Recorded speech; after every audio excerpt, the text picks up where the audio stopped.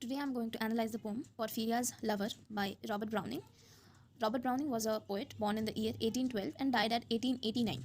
He is one of the major English poets of the Victorian age, noted for his mastery of dramatic monologue. Now, what is dramatic monologue? Dramatic monologue is a kind of poem in which an imagined speaker addresses to a silent listener. Okay, so the dramatic monologues are insightful explorations into the thoughts of characters. Now, Browning was a major Victorian poet and was popularly known as Victorian Donne. His collection of the poems Men and Women appeared in 1855. The Ring and the Book is his best work. Now coming back to the poem, Porphyria's Lover, which first appeared in 1836, is one of the earliest and most shocking of Browning's dramatic monologues. We will come to see how is it shocking. The poem deals with love, sexuality, hollowness, etc. Now let's come to the poem. The rain set early into night. The sullen wind was soon awake. It tore the elm tops down for spite. So the poet or the speaker here is talking, giving, just about this his surrounding. Okay, that it is a very disturbing, environment. It is raining. Okay, now the wind has been personified. It, awakes. And what it does after awaking? It tore the elm tops down for spite and did its worst to vex the lake. So after waking up, it is now vexing the lake. It is irritating the lake. I listened with heart fit to break. So from the very first to five lines, we don't know about the speaker, or the speaker has not yet been described. All we know is about the surrounding in which the speaker is residing. So he is just listening to all those, the rain, the surrounding, the wind. Okay, what is all going around him? When glided in Porphyria straight, she shut the cold out and the storm. So now the Porphyria, okay, the speaker's beloved, comes. She shuts the door and keeps the cold out and the storm also, and kneeled and made the cheerless grate blaze up. So here enjambment has been used, and so she comes, she kneels down, and she blazes up the fire and makes the cottage warm. And all the cottage warm, which done, she rose and from her form withdrew the dripping cloak and shawl. So after blazing the hearth, she wakes up, she put aside her cloak and shawl, and laid her soiled gloves by, untied her hat, and let the damp hair fall. So first of all, here the meaning of this soiled gloves is that of, refers here soiled gloves refers to the fact that Porphyria herself lowered down. Okay, she came from a very aristocratic family, so her lover here signifies that her lover is of lower class, and she comes, she has lowered herself and came to meet him. Okay, she left her privileged position, and she came to meet him, and laid her soiled gloves by, untied her hat. She also untied, she put it aside, and let the damp hair fall. And her hair, when she put the hat aside, her hair fell down. And last, she sat down by my side and called me. So after unrobing, undressing herself, she sat by the speaker, beside the speaker, when no voice replied, and called him. Okay, then he replied, he didn't give any reply. She put my arm, when no voice replied, she put my arm about her waist. So when she heard no reply from him, what she did, she put his arm around his waist, and made her smooth white shoulder bare, and all her yellow hair displaced, and stooping made my cheek lie there, and spread over all her yellow hair. Okay, so what she did, she was very close. Here the intimacy has been shown, that how when the speaker was not replying, she took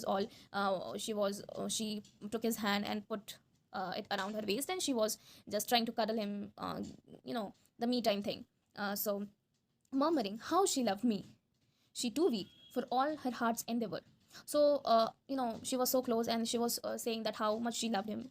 Every lovers do, right? Talks about how they love each other and this and that. So here, she being of an aristocratic family, she is saying that how she loved him, and the speaker is not replying. She too weak for all her heart's endeavor to set its struggling passion free from pride and vainer ties dissevered, and give herself to me forever. Here the speaker is simply saying that how she has left everything, and came to him, and she has given herself to him, right? But passion sometimes would prevail, nor could tonight's gay feast restrain a sudden thought of one so pale, for love of her, and all in vain. So talking about passion, but passion sometimes would prevail. Here is, it speaks about the passion which is there in Porphyria. She left, the gay feast. What is a gay feast? It is a feast of, a grand feast, of the aristocratics and, the people of the noble class.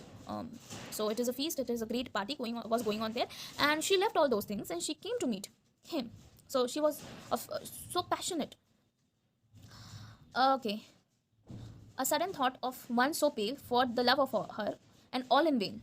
So, also she was came through wind and rain. So here basically, her devotion is being portrayed, that how she is devoted towards him. She left everything. She left her house, her husband, her, noble family, and she came to meet him. She lowered down to meet him. Be sure I looked up at her eyes, happy and proud. Okay, so he is not replying. He is talking. He is not talking to her. But although by looking at her devotion, he is so proud, happy and proud. At last I knew Porphyria worshipped me. Surprise made my heart swell, and still it grew while I debated what to do. Okay, so he was very overwhelmed by the worship given by Porphyria, and it made his heart swell, and still it grew while I debated what to do. Now he is in a dilemma, that what, insecurity, rather we'll call it insecurity. Okay, that what to do, so much love. That moment she was mine fair, perfectly pure and good. I found a thing to do, and all her hair in one long yellow string I wound 3 times her little throat around and strangled her. So what he did, he was thinking what to do, and at the same time he is so passionate. Rather, he is a psycho character, saying that moment she was mine fair, perfectly pure and good. So she was all his. No one can take him. I found a thing, a toxic lover. In fact, I found a thing to do. So he found an idea. What was that idea? That what he did, he took his yellow hair, okay, and all her hair in one long yellow string I wound. So what he did, he took his yellow hair and, tied it 3 times, wound it 3 times around her throat, her little throat, and strangled her. So he strangled her because he was his. It was only, she was only his. Sorry, she was only his. No pain she felt. So this is also decided by him whether she felt the pain or not. I am quite sure she felt no pain. As a shut bud that holds a bee, I very open her lids again, loved the blue eyes without a stain. So everything, you see, everything is decided by him. That she was, she was laughing with her blue eyes, although she is dead. Okay, so this shows that Browning presented her as being alive after her death. Okay, but this is very, something odd.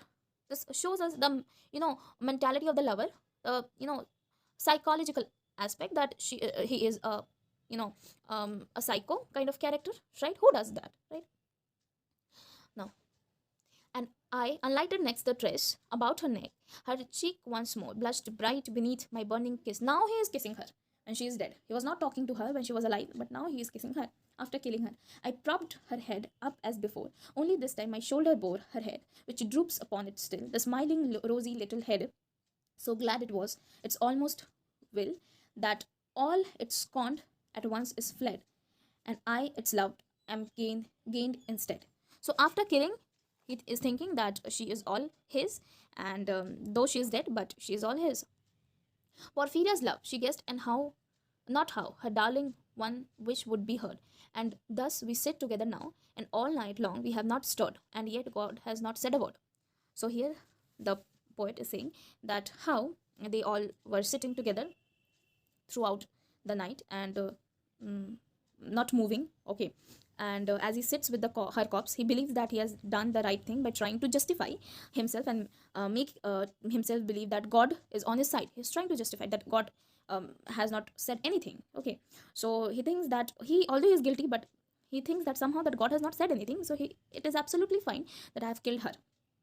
Okay, so this poem can be interpreted from psychological perspective as well, the way the lover behaves, only known through his psychic behavior, right? We see how much devotional Porphyria was. This is a total example of toxicity that is present, that has been presented in the lover.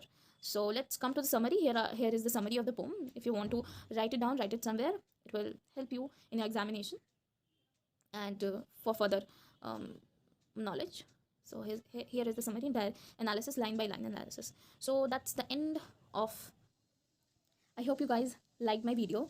Please do like, share and subscribe, and also comment down below if you have any queries or anything you want to say. Please do comment, like, share, subscribe.